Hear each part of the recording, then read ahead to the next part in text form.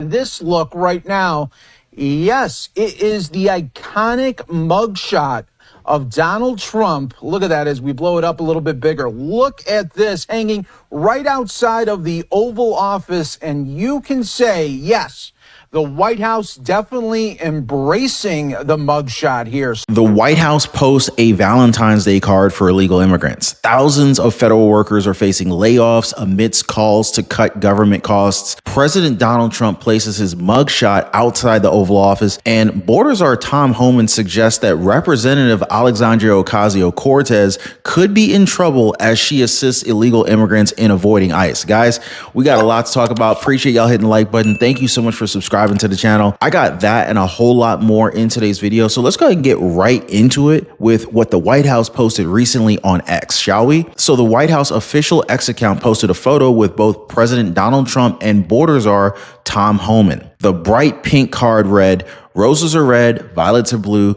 Come here illegally and we'll deport you." The Valentine greeting card received mixed reactions as some people found it to be a distasteful joke, arguing that trolling illegal immigrants who already feared deportation was a little bit too much. What do y'all think on that? Now, other people have actually supported the post because if you think about it, that's the message that President Trump has been sending all throughout his presidential campaign, which means that this really isn't anything new. Now, according to the White House, more than 8,000 illegal immigrants have already been arrested since January 20th this year. ICE is averaging more than double the arrests under the Biden administration. Now, that is if we go by the short period that President Trump has been in office. Hey, by the way, guys, if you're one of the real ones who really enjoy what we do here on the channel, you've got to check out the Inner Circle. This is where our true supporters get exclusive access to content that I just can't share here, completely commercial free. It's also the best way to keep this channel going strong. So if you want to be a part of something special, join us over there. Links in the description or in the pinned comment down below. But while the Trump administration is making strides with deportation, some far left Democrats are unhappy about it. In fact, they're already doing everything that they can to try and put barriers to try and stifle all of President Trump's process. And who better to disrupt the system than Representative Alexandria Ocasio-Cortez? Now, you might be aware that AOC held webinars online that taught illegal aliens just how to avoid ICE. They even shared what ICE usually does when they do their raids. Now, Tom Homan, he was on Fox News recently where he questioned if investigations need to be done given what this particular congresswoman did. Tom, you got AOC out there, Alexandria Ocasio-Cortez, Congresswoman, putting out a webinar, doing a webinar to help illegals avoid, I guess, apprehension, giving tips about how to continue to remain in the country and ultimately game the system. And I sent an email today to the Deputy Attorney General. At what level is that impediment? Is that impediment? I'm not an attorney. I'm not a prosecutor. Is that impediment? Is that impeding our law enforcement efforts? If so, what are we going to do about it? Is she crossing the line? So I'm working with the Department of Justice and finding out where is that line that they cross. So maybe AOC is going to be in trouble now, but I need the AOG to opine on that. But because there's impediment is impediment, in my opinion. I'm not a prosecutor, but we need some further guidance on that. AOC on her end, she posted on liberal social media app Blue Sky to answer Tom Homan. She writes, maybe he can learn to read. The Constitution would be a good place to start. And the exchange didn't end there, guys, because Tom Homan responded by saying that he is well aware of the Constitution, but that the DOJ gives legal interpretations on issues like this to ensure ICE acts in accordance to the law, arguing that an illegal immigrant should not be in the country, hence the term having the word illegal in it. Now, moving on, guys. President Donald Trump faced a lot of legal battles before ultimately winning back the presidency. Legal battles that had him pose for a mugshot in Fulton County, Georgia. Now, I'm not sure if we can thank Fani Willis, but the photo has taken a life of his own. This just out. It was a photo that was taken yesterday in the Oval Office. So zoomed out, it just looks like an ordinary photo, right? You see the president there with Modi, the Secretary of State, just a meeting. But when you zoom in into that door, what you see captured in that red circle is the mugshot of President Trump. Now, this is a rather interesting place. This is called Outer Oval. This is where pretty much every guest, with few exceptions, walks through.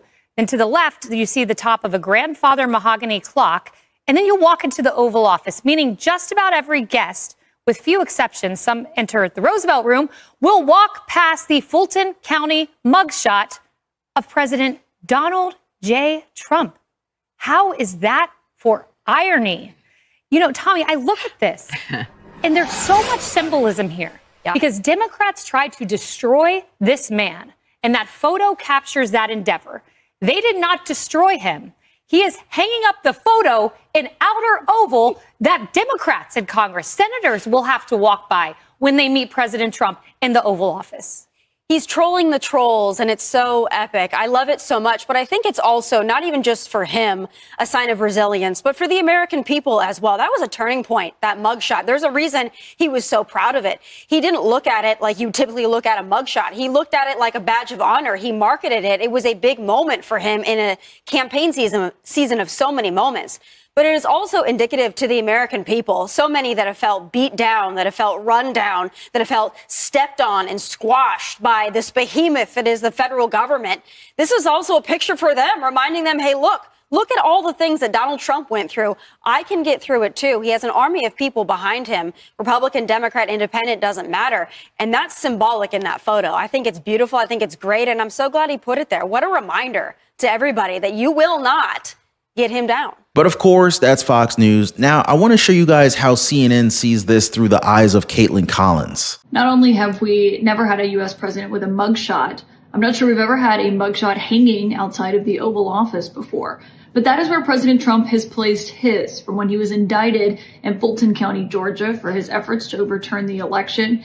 We learned a few days ago he has a framed cover of the New York Post with his mugshot just outside the Oval Office in what is known as the Outer Oval. Now, we discovered this when he was greeting the Indian Prime Minister. They were seated in chairs in front of the fireplace in the Oval, but just over the shoulder of his chief of staff, Susie Wiles, you could see the president's mugshot there as he has it framed. His aide and person who is his social media guru, really, Dan Scavino, posted a video of it saying, "Happy Valentine's Day" from the beautiful Oval Office. This has really become a rallying cry that Trump has used on the campaign trail. They've even put it on merch and sold it featuring his mugshot. And now it has a home outside the Oval Office as well.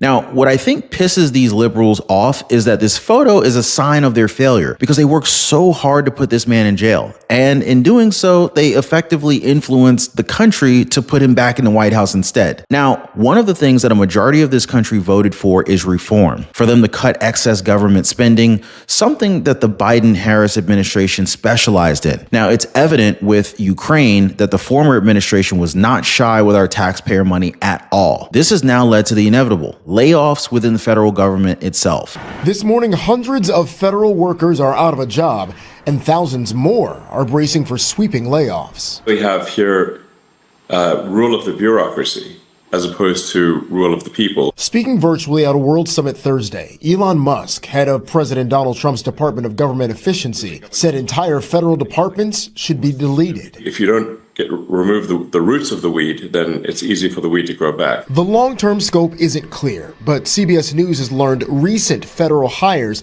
still on probationary status across several departments have received termination notices. Same for about 1,000 workers at the Department of Veterans Affairs as of yesterday. Democrats protested outside the VA. 9 million veterans are watching you give them the middle finger.